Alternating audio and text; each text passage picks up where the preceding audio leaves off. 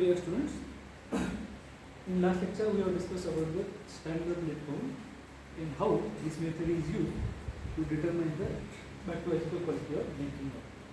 So in this lecture we will discuss about the MPM, that is also called as most probable number method. It is another method to use to determine the fecal or non-fecal coliforms which are may be present in the drinking water, or for determining the sanitary quality of drinking water we use that method. So here this method is devised to detect the presence or absence of coliform in water sample. By using this method we can determine whether coliform organisms which are found in that particular water sample, whether it is from the fecal origin or non-fecal origin. So in the method, different selective and differential media are used. The test is carried out in 3 successive steps. Here, different selective and different differential media are used. Here, in case of selective, it goes only particular type of organism. That media is called as a selective media. And differential, here on the basis of whether they are lactose fermenting or not, we are differentiating that particular organism. So this type of media are used in this method, and that MPM method, that is most probable method, is carried out in 3 different steps, that is presumptive test, confirmatory test and completed test. So here serial dilution method is also carried out. In this way, what is meant by presumptive test? It is the first step which is carried out with the most probable number count. When we have collected the water sample from particular water sample, you have to mix the bottle of water to be tested 25 times. That is, you have to properly mix that water sample so that a representative sample of that particular water is inoculated. Inoculate 5 double strength lactose broth or lauryl fructose broth and 5 double strength lactose broth with 10 ml. 5 single strength tube with 1 ml and 5 single strength tube with 0.1 ml of water sample respectively. Here, while carried out your presumptive test, you have to firstly collect the particular water sample from that source which you have to determine the bacteriological quality of that water. So before collecting the water sample, your laboratory preparation you have carried out. That is, you have to prepare at least 15 cubes of broth media. That is, either you use lactose broth or lauryl fructose broth. Here, double strength and single strength media is used. Double strength, here you have to just double that concentration. Suppose 1 gram of lactose broth is used to prepare 100 ml of media, so you have to double the concentration. That means you have to add 2 gram of particular media in 100 ml of water. So that becomes a double strength lactose broth. As you are doubling your concentration of media, because you are inoculating 100 ml of water sample to particular media. As the number of organisms may be present in that water sample are more, so for their survival you require concentration of media in more amount. So here you have to prepare 5 tube which contain double strength lactose broth, 5 tube which contain single strength lactose broth, and another 5 tube which contain another single strength lactose broth. In first double strength lactose broth tube, you have to inoculate 10 ml of representative water sample which you have collected previously. In next 5 tube, that is single strength broth, you have to inoculate 1 ml of water sample, and in another 5 tube you have to inoculate 0.1 ml of water sample. All these processes are carried out in aseptic condition. For inoculation, you have to use sterile graduated pipette, so that proper aseptic condition you have to maintain, so that unwanted entry of different microorganisms you should be avoided. Okay. After inoculation, incubate the tube for 24 to 48 hours at 35 or 37 degrees Celsius. After 24 hours, you have to check that particular tube whether it is that or taste is positive by means of gas formation or acid and gas formation. The presence of gas in any tube is positive test. The absence of gas after 48 hours is negative test, and the source other than intestinal tract. When you have inoculated particular 3 sets of tube by 10 ml of water sample, 5 ml of water sample, and 1 ml of water sample, 10 ml of water sample, 1 ml of water sample, and 0.1 ml of water sample. After incubation, after 24 hours, out of 15 tubes, those tubes which shows acid and gas formation, acid means of yellow color, and gas formation, that is inside the Dulance tube, you can observe a bubble formation. So after 24 hours, if out of 15 you can observe in how many tubes that result are positive, you have to note down. Again, if there is no result you have observed, you can incubate your tube for further 24 hours. After 48 hours, all these tubes which shows gas formation, they are considered to be the positive tube for the presumptive test. And those tubes which didn't show gas formation, that tube are called as a negative tube. Here sometimes acid formation is observed and gas formation cannot be found, or sometimes false positive report can be observed. So here you have to strictly follow the tube which shows gas formation, you have to consider as that tube are the positive for the presumptive test. Out of 15 tube which tubes shows gas formation, you have to note down that particular number. From double strength, how many tubes gives positive result? From single strength, how many tubes give positive result? You have to note down your notebook. Further, next step is confirmatory test. So here, from the tube having highest dilution and shows gas production, transfer one loopful of culture to the BGLB broth or brilliant green lactose bile broth. In another step, from the positive tube where acid and gas formation you have observed, you have to inoculate from the higher concentration particular that tube to BGLB broth medium. Here again is liquid medium, and which contain brilliant green, lactose and bile salt. Brilliant green is nothing but the pH indicator, lactose is nothing but sugar, and bile salt which inhibit the particular different types of organism, that is gram positive type of organism, and in the presence of bile salt only intestinal pathogen can survive, as we have to determine the fecal coliform. So here selective media you have to use only which allow the growth of only enteric pathogens, and incubate this tube for 48 hours.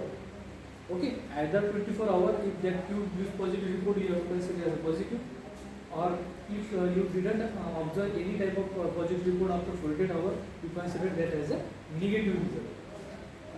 The formation of gas at any time within 48 hours constitutes a positive confirmatory test. After inoculation of positive sample which are positive for the presumptive tube, you have to inoculate that particular water sample into BGLB broth medium from that particular tube. Here, after 48 hours of incubation, if there is a gas formation in that tube, you can consider that tube as a positive tube for the positive test for the confirmatory test. Here, in case of BGLB broth, only the which allow the growth of only enteric pathogen.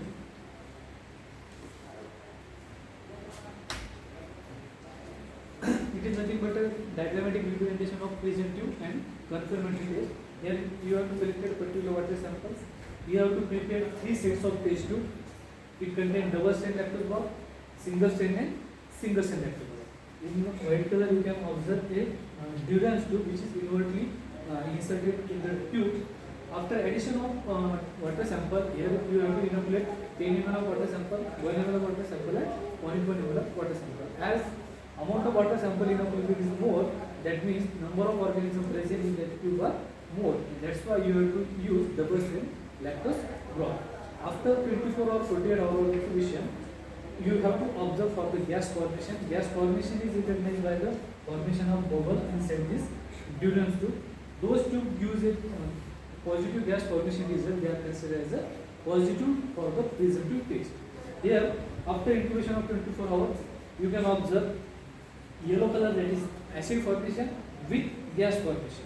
Okay, here that tube becomes a transparent, that considered as a positive for acid and gas formation. That means all these 5 tubes are given 5 presumptive test positive. In another case, only these 2 tubes, that is you show yellow color, that is acid formation, and transparent Durance tube, that is gas formation, considered to be the 2 tests are, or 2 tubes are positive for the presumptive tube. And here in third concentration as 0.1 ml of water sample you have inoculated, probably the results are negative. So there is no acid formation and gas formation. So all these tubes, that 5, 3, 8, all considered as a negative tube, while these 7 tubes are considered for the positive for the presumptive test. After this recording this result, you have to inoculate particular loop culture to confirmatory test, where you have used BGLB broth, that is Brilliant Greek Lactose Bile broth. It looks like a green color type of media. Here you have also inwardly inserted Durance tube, so that you can determine formation of gas inside the tube. After inoculation of tube, if that gas formation is observed within 24 hours of incubation, you can consider that tube or the test is positive for that particular test, that is confirmatory test. So it is nothing but a presumptive test and confirmatory test. In third step, that is confirmatory test, here you have to inoculate the positive sample from the BGLB broth which are used in the confirmatory test on EMB agar plate, that is solid media. Streak a loopful culture from the positive BGLB tube on EMB agar plate, invert and incubate at 35 degrees Celsius for 24 to 48 hours. On EMB agar, coli and aerogens organism produce characteristics for this. That you have inoculated and you have recorded your result for presumptive and confirmatory test. You have to inoculate the positive sample from the confirmatory test completed use on the EMB agar to confirm whether that organism is confirmed from intestine from human or animal origin. On the basis of fecal and non-fecal coliform, we have to distinguish. After inoculation of EMB agar, as EMB agar again it only it prevents the growth of gram-positive organism and allow the growth of only gram-negative organism. Here only the enteric pathogens we can survive on that particular media. On EMB agar, organisms which are from fecal and non-fecal coliform, they show a characteristics growth, as their characteristics growth are differentiated on the basis of their colony characteristics. Here fecal coliform, the representative organism of that fecal coliform, that is E. coli, it shows a typical colonies which are small, dark center and greenish metallic sheen type of colonies. Okay, as they are, the EMB agar contain the lactose. If the organism has a lactose fermentation ability, that colonies normally grow on that particular media, and what happens, that colony becomes dark center and greenish metallic sheen you can observe for E. coli type of culture or E. coli type of organism. That means if E. coli is present in that particular water sample, it shows greenish metallic sheen type of colony with small shape and dark center colonies. Okay. In case of non-fecal coliform, apart from that, if another source of organism is present in that water sample, it produces atypical colonies that are large size of colony, pink or colorless colony, as they are non-lactose fermenting, non-nucleated without greenish metallic sheet. As they are non-lactose fermenting, so their colonies become either pinky color or colorless type of colony, and these are the characteristics for fecal coliform and non-fecal coliform. So on the basis of growth pattern, you can distinguish between fecal coliform and non-fecal coliform by using this particular type of media. Here in this diagram, you can observe it is nothing a plate of EMB agar, ethylene blue agar, ethylene blue bile salt agar. Here, if the organism is from fecal contamination, that organism shows characteristics growth, that is metallic sheen we can observe and dark center colonies. It is a typical characteristics of E. coli on EMB agar plate. Here in another plate, you can observe a pinkish or colorless colony, large colony, and this is nothing but a characteristics of non-fecal interogen type of organism. So if you can observe metallic sheen type of colony, you can confirm that organism is nothing but E. coli and it is from the fecal origin. And if you have observed that particular type of colony, you can say that organism, though it was a fecal coliform, but though it was coliform, but it's from the non-fecal source of origin. Presence of typical as well as atypical colonies constitute a positive completed text. As typical and non-typical colonies, you can observe after 24 hours of incubation. You can observe on the list of colonies. You can distinguish between fecal and non-fecal coliform. After that, you have now well separated isolated colonies of particular organism. So typical colonies are now selected preferably, while in absence a atypical colonies are selected from A and B clade and inoculated into lactose broth to confirm that coliform produce gas and on agar's land negative non-sporitic bacilli. After the confirmatory test, for further confirmation, you have to only stick that particular isolated colony from the particular nuclear plate and inoculated into lactose broth, so that you are reconfirming that that organism is lactose fermenting and it produces gas from that particular media, and you can consider that tube or that organism is confirmatory a fecal origin type of organism. And when you stain that particular organism, it shows gram-negative type of colony, non-sporulity. These are nothing but morphological characteristics you can observe, and you can confirm that organism is from the fecal source of contamination. Fermentation of lactose broth and demonstration of gram-negative non-sporulity bacilli constitute a positive complementary test. Here, your MPN nature is now completed on the basis of that you have observed that report that organism you have stained, that is gram-negative non-sporulity bacilli, that is short rock, constitute a positive completed test. For separation of coliform into fecal and non-fecal coliform organisms, the combination of unit tests are performed. Here we have already selected a particular differentiating and selective media, so that on that basis you can probably distinguish between fecal and non-fecal coliform organism. Apart from that, if you have to confirm that organism is confirmed, whether it is E. coli or introductory erosion, you can further carry out different processes like in-vitro classification, that is indol, MRVP, indol test, methyl red test, Rogers prospect test, and cyclic diffraction test, as we have discussed in earlier session. E. coli, it gives positive, negative result for immune classification, while intraventricular erosion gives negative, positive result for immune classification. On that basis, you can clearly distinguish between fecal and non-fecal coliform group of organisms.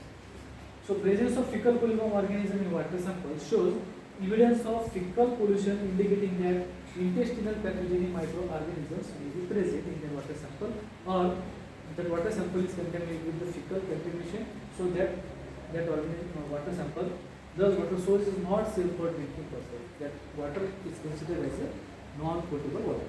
So it is all about the most probable number count or MPN method. Here, number of organisms which are present in that water sample, you have to estimate most probable number which are present in the form of viable count in the water sample. The MPN can be estimated by the Thomas formula as MPN per 100 ml equal to number of positive tube into 100 ml divided by under root ml of sample in negative tube into ml of sample in all tube. All this formula you have to use for the MPN count. Here nothing but a number of positive tube which we have recorded previously for present tube test. You have to place here into 100 divided by ml of sample in negative samples, how much amount of water sample you have inoculated, and that counted in the negative tube into ml of sample in all tube. So all these total sample you have inoculated, you have to count it 55 and 55.5 total of water sample you can inoculate here. For double chain and single chain of water sample, you have to count respect to your negative report. Negative test you have to count the ml of sample in negative tube, and for positive report you have already reported your result, and on that basis you can count the MPN of that particular water sample for 100 ml. So that if you observe 100 or 20, what your result you can obtain, you can say that number of organisms are present in that particular 100 ml of water sample. There is nothing but a MPN index Hoskin table which are given by Hoskin in 1933 to 34 are available by using MPN can be obtained directly. Here it is nothing but a water sample, number of tube giving positive reaction out of 5. Here we have taken 5 sets of 15 tube. So in case in our sample how tests are given positive, you have to find if one tube is you can find one tube is positive, here 0 tube is positive, and here you can find one test is positive. On the basis of MPN index per 100 ml, you can consider as a test index is you consider here. Number of tube giving positive report, on the basis of that 1 to 5 or 0 to 5 you can use. If all the 15 tube gives positive result, that means that we can count 5, 5, 5, and your MPN count is nothing but 600 number of organisms per 100 ml of water sample. So by using that particular table or MPN table, you can directly count or state that it's nothing but the MPN index of that particular water sample. So it is nothing but a most effective and reliable method for the determining the water quality of drinking water. It is normally used in routine practice for determining the sanitary quality of drinking water. So here only the procedure is lengthy. That's why sometimes false positive result can observe, or proper precautions should be taken to avoid external source of contamination.